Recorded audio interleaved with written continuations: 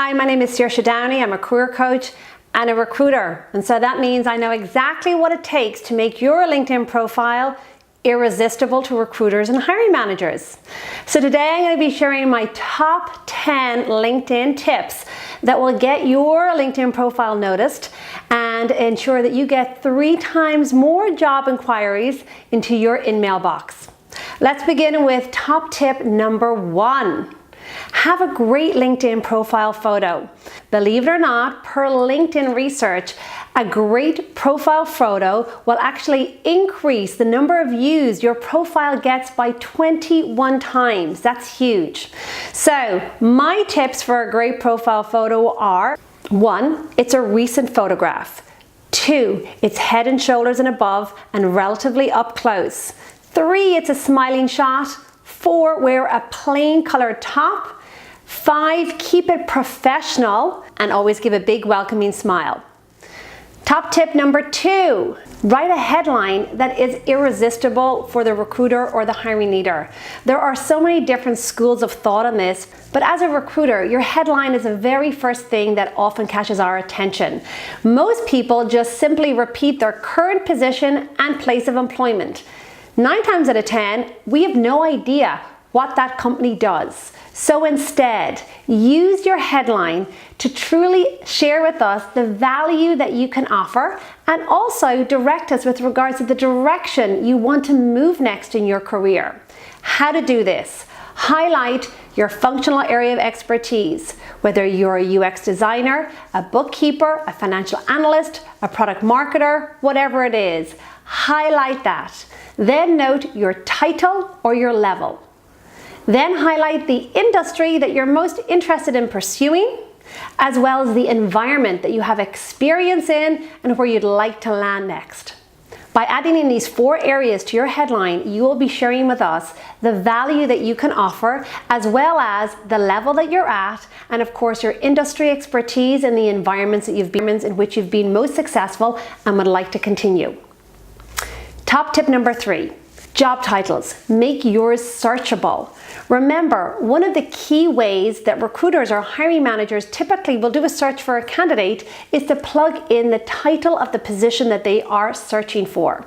So, if you feel you have a job title that is obscure or really super general based on the responsibilities that you hold today or where you want to move your career next, use what I call a dual job title, meaning you're going to note your most relevant job title as it aligns to your responsibilities, and then beside it, you'll use your official job title. When you do this, you'll be assured to be found for the positions that you want to be found for. Otherwise, you're going to get passed over for positions and not be found by the recruiters that have the open jobs that are going to be most suitable for the direction that you want to move your career. Top tip number 4, location specific. Be specific with regards to the location you want to work in again. If you're currently working in an organization that is based in San Jose, but you know your next job has to be in San Francisco, then highlight in that drop-down San Francisco as your location. Top tip number 5. Again, be specific with the industry you have experience with and where you prefer to move again.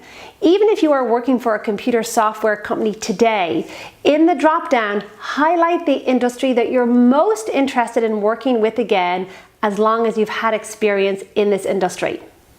Top tip number 6, your summary. Keep your summary short and sweet. It should be filled with keywords that are relevant to your functional area of expertise and the value that you can add to that particular employer or organization. If you've used the 4-section resume layout that we teach in the Essential Career Collection, you can simply copy and paste your professional summary, because it will never be longer than 8 lines at most, typically 4 to 6. It will also be filled with all the keywords that will be relevant to your area of expertise, your level, and your industry. Top tip number 7, experience.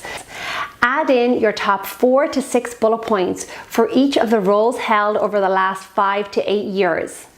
Also remember to add in your responsibilities or achievements header and highlight again using bullet points your top 1 to 3 achievements or results. Again, these can be typically copied directly from your 4-section resume. Be specific and don't forget to use data as you quantify those results. Tip number 8. Featured skills. Add in the core skills that allow you to do a great job in your specific position.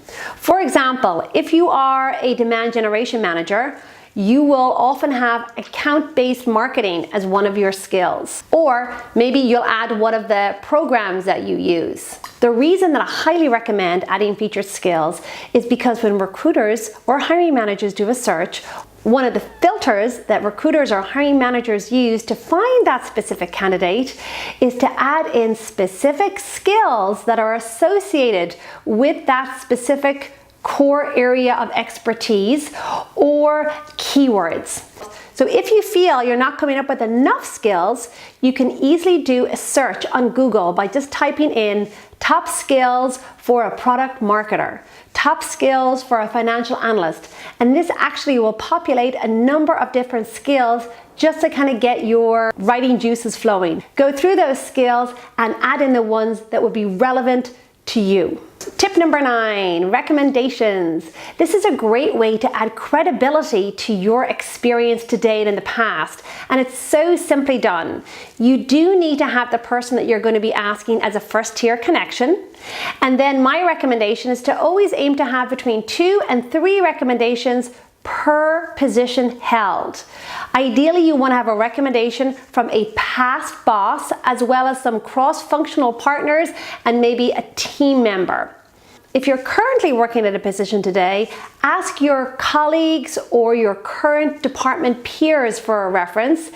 Often if you ask your boss, they may get a little worried that you're looking to jump ship. So I would start with asking some of your past bosses or maybe one that has already moved from your current organization to another organization for a recommendation. Last tip on getting a great recommendation is give guidelines to the person you're asking for that recommendation on what specifically you want them to speak about. This will ensure you get the recommendation that you want. And then last but not least, tip number 10.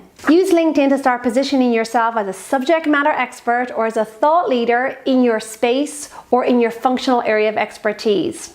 You can do this by sharing articles with your group and with your peers, or even begin to write or curate your own articles, or share a recent blog that you wrote. If you are going to add a post or an article, make sure you always add an image, as this always increases the reader's interest in actually reviewing your post. You can usually find some great free images to use either on Canva or on unsplash.com. So there you have it. My top 10 LinkedIn tips to make your profile irresistible to recruiters like me and hiring managers. Make sure to subscribe for my next career tips to move your career search forward, and give me the thumbs up if you enjoyed it and share with your friends. Bye!